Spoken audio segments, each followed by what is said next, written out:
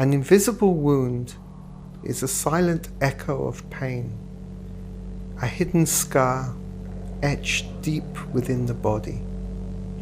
It is an unseen bruise and a quiet ache that lingers in the shadows of the mind. These wounds shape our stories as they whisper from generation to generation. They are the silent battles we fight, the unspoken sorrows we feel, and the unseen challenges we carry within us.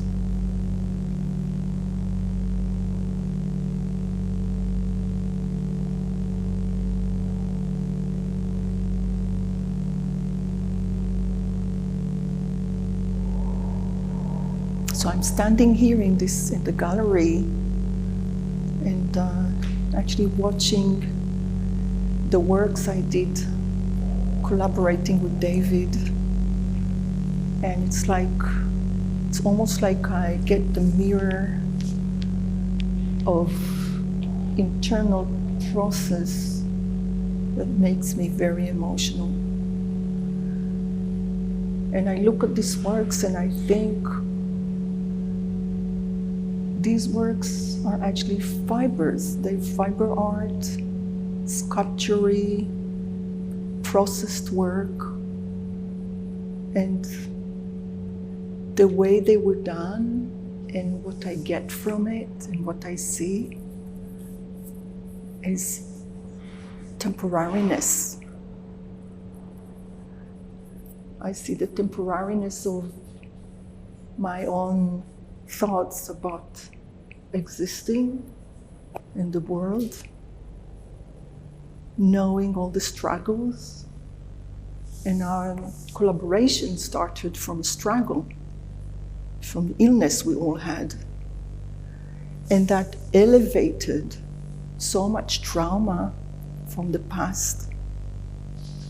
And I look around me and I can see how I'm carrying within both of my parents with understanding the severe and hard childhood they had and their trauma and had bring it over, came to me.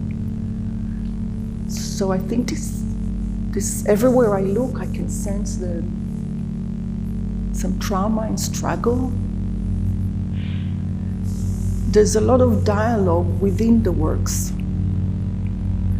The dialogue can be seen with the text, with the objects, with the combination of the different items. You can see the struggle even in the dresses that are attached to the work. And I also talk inside. Sometimes the text looks like letters falling down, like erased, which there are no words sometimes to the deepness of the trauma. But we try to touch upon it, although I think the work speaks for themselves. I'm trying to talk with my mom and my daughter and my daughters in a couple of works.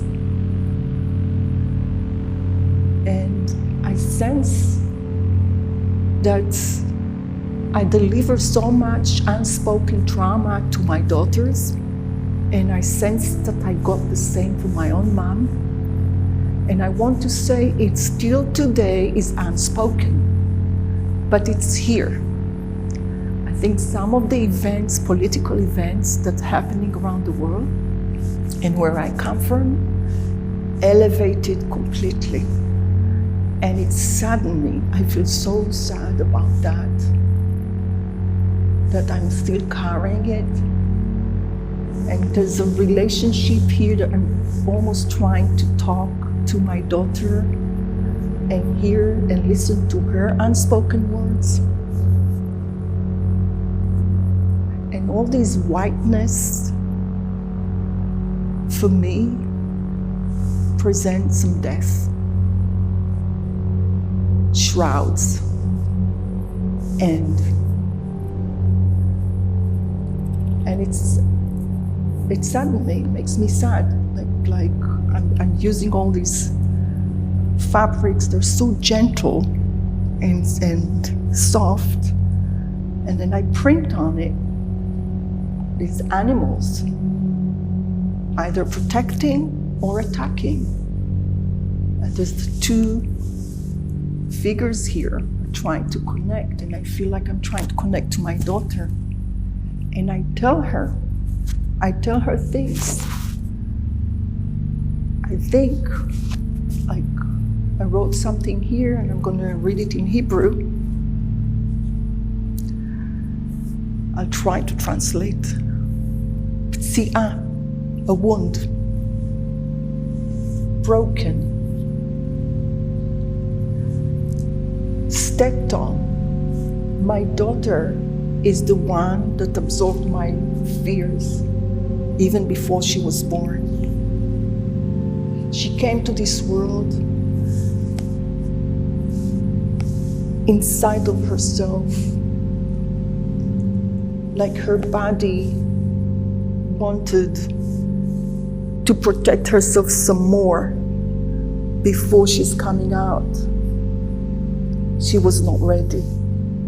When her skin touched my skin, I could sense that she comes through struggle, that her birth was even traumatic.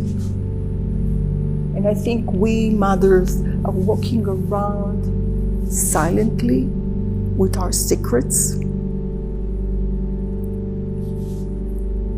and deliver this unspoken mantra, this experience in a bodily silence, or the silence of the body, that only we know how fragile it is. And I think only mothers do know they can't protect their daughters. And I think I sense it from my mom, and even my grandma, Vida, her name is here. It's like silently go through. And the way I contact and connect to David through the trauma he brings, I connect to his grandma or to his mom. I never heard them say their stories, but I imagine, I just imagine. And his story about his dad was abandoned. He was abandoned no matter what. He was saved by being abandoned. And this is one of the themes in one of these works that I connect the most, because I experienced something similar as a child. And I look at this and it's all here. It's all here. Mainly work through my hand, through touch, because it's only the body that carry all these experiences that I can deliver. In this way I can live this kind of process of touching and dipping my works in plaster and water and clay and glue and all kind of stuff, just touch it and manipulate it. This is how I can really express myself and maybe understand what I'm doing just much later.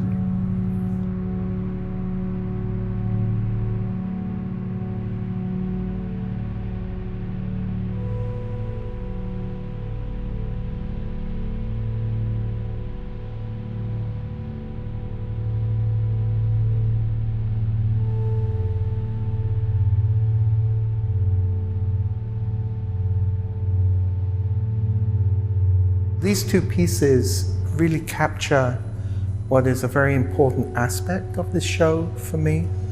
What we have here is, this is my grandmother. It was a small passport photograph from a Gestapo file, and we enlarged it and then screen printed it twice. In this case, we added an overlay of the last letter my grandmother wrote to my father. And this piece is called A Letter to Hans, which is the name of my father. And in this case, I wrote a letter, but by hand, using a fountain pen, to my grandmother.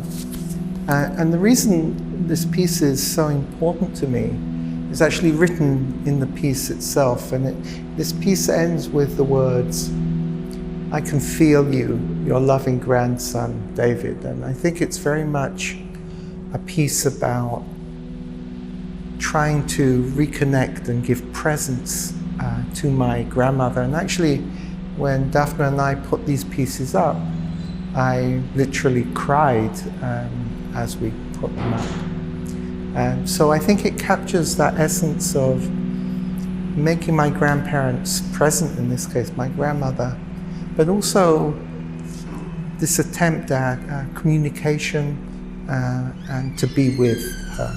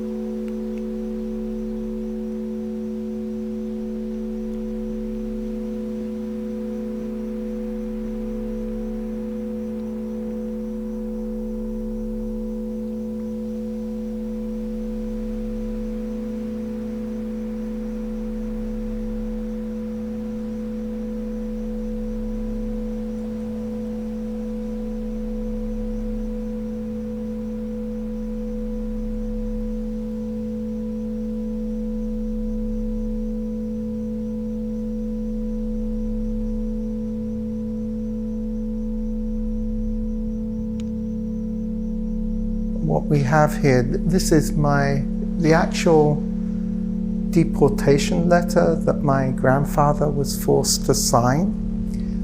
It comes from, once again, from the Gestapo file, and we photocopied and then I screen printed it in this format. And then we screen printed it on top of my grandfather. This is my grandfather, and this is once again a passport photo. And the thing here is that the actual parting, which is such a brutal thing, and on the other hand, it's such a bureaucratic thing. And it's that meeting point between these two, which is so complicated to understand. And I think this represents it. And we used this particular type of red color, sort of red-brown blood rust sort of color, to just sort of exemplify, what underpins a document of this type and what type of system would create something like this, the actual horror of a document like this. And if we look at this piece here, this is a much gentler piece. This has one of my poems on it called The Collar. And this is a poem about the struggle to be with, on the one hand, the things that happened to my family, to my father, to my grandparents, and at the same time the need to be free of it, to heal from it. And I think this once again is part of that process of healing that is part of the Invisible Wounds project, and a really important part of what we're trying to show perhaps other people also with very, very difficult experiences. So I think this piece in many ways starts this process because it really represents that parting. And this piece, I think, is at the other side of that process because it's the recognition of the horror. The honest recognition of the horror, but at the same time, it's trying to look for healing, for something which goes beyond just representing horror, just being with horror.